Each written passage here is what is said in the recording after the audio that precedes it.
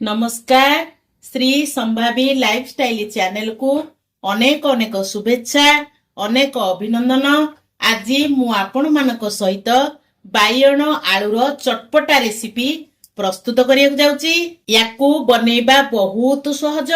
ओसा बार रे एमती आपण माने करिकिरी खांतु।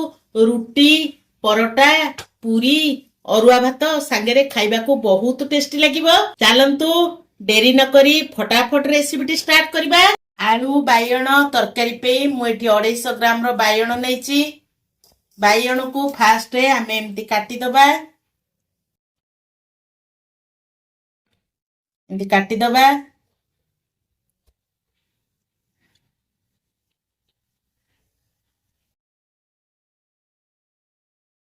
बाइगण को आमे फास्ट एमती काटी दबा। काट सला परे ताकू एमती खंड खंड काटी दबा।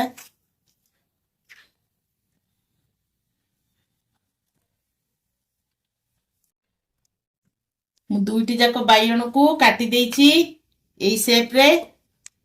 आकू कला न पड़िया पई आमे गुटे बाउल रे पानी नै आकू पानी रे रखि दबा।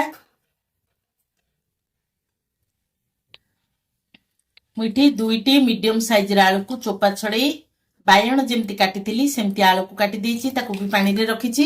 एबे आमे आलू बाइगण को साइड कर देई नेक्स्ट स्टेप को जिबा। एटी देखंतु गैस रे मु गोटे करेई बसई देइची। करेई हमर गरम हेई गेलानी। सेतरे आमे किछि रिफाइन तेल देई दबा। आपण चाहिले सेतरे सोरिष तेल देई परिबे। तेल हमर गरम हेई गेलानी। मु गोटे चमच जीरा पकई दउची। तेजपत्र जीरा हमर फुटी आसलानी। हम सेतरे दीटा तेजपत्र पकई दउची। गोटे स्पून हेंगू आकु आमे भलो किरी भाजी दबा। जीराटा हमर भलो किरी फुटिबो। तेजपत्र को भलो किरी आमे भाजी दबा। जीरा हमर फुटी गेलानी। मु एठी गोटे हाफ इंच रो अदा को चोपा छड़ी ताकू छेची देइची। तीनोटी कंचा लंका को ताकू भी छेची देइची। आपण माने चाहिले एतिरे रसुण भी पके की छेची परिबे। मु जेहेतु एठी बिना पियाज रसुण रे आलू बाइगण तरकारी करूची सेति पई खाली अदा कंचा लंका छेची की रखुची। एतिरे हमें दुईटी सुखिला लंका पके दबा।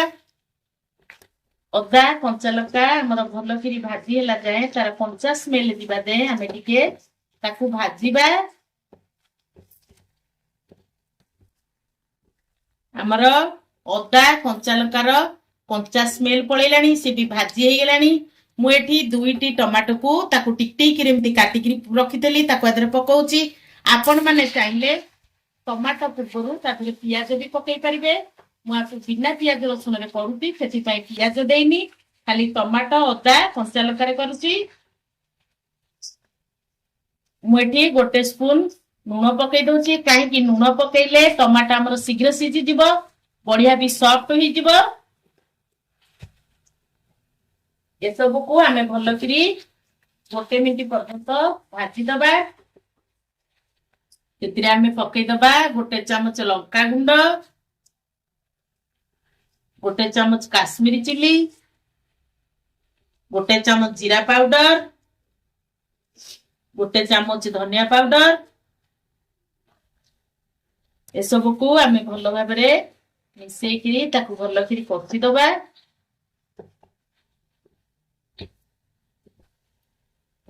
भलो भाबरे हमें कसी दबा। गुंड मसला अदा कंचा लंका टमाटो हमर एमती गोटे मिनिट कसिया।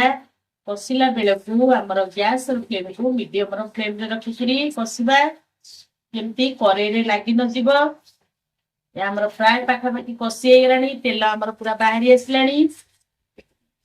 टमाटो भी पूरा मसला रे मिसी गेलानी।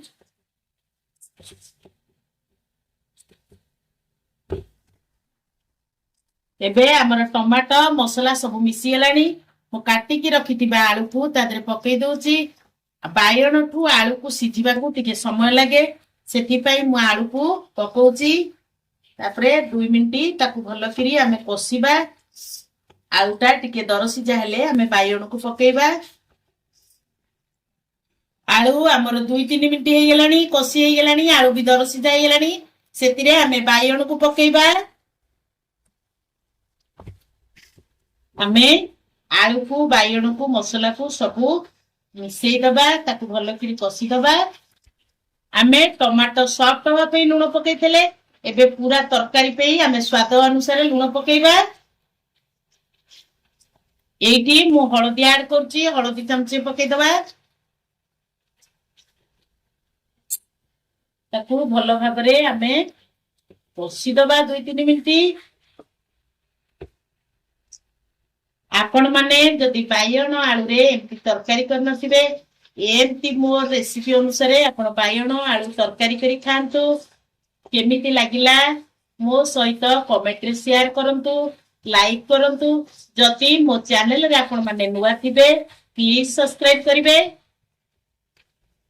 मुठी गोटे गिना पानी ऐड करछि आपण मानकर जदि अधिक ग्रेवी दरकार आपण माने आ टिके आदि रे पानी दे परिबे मु बिल्कुल एतरे लटपटिया रखिया को चाहूची आको पानी दे सला परे आपण माने ताकू 2 मिनिट घोड़े देबे बायनटा हमर सिजिया पई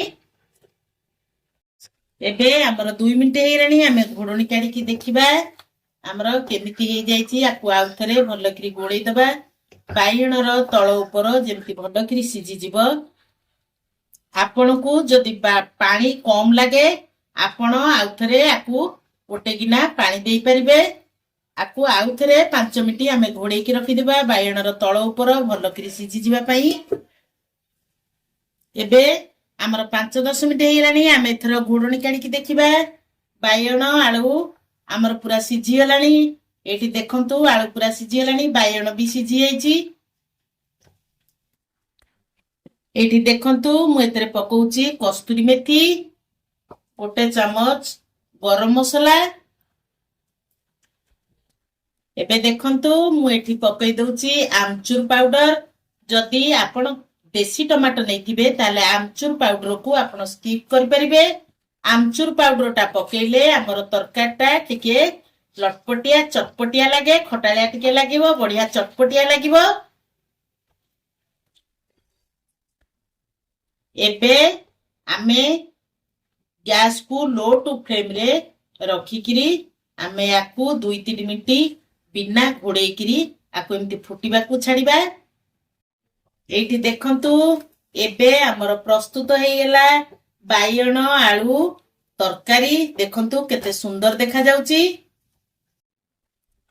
आपण माने जेते बेले याकू पानी देबे एतिरे आपण गरम पानी देबे मु कहि नथिली गरम पानी कथा आपण एतिरे किंतु गरम पानी देले बहुत तरकारीटा बहुत टेस्ट लागिवो बहुत बढ़िया लागिवो आपण माने निश्चिंत एमती बनै करी खांतु केमिति लागिला मो सहित कमेंट रे शेयर करंतु रहूची पुणी देखा बा आ गोटे नेक्स्ट वीडियो रे जय जगन्नाथ।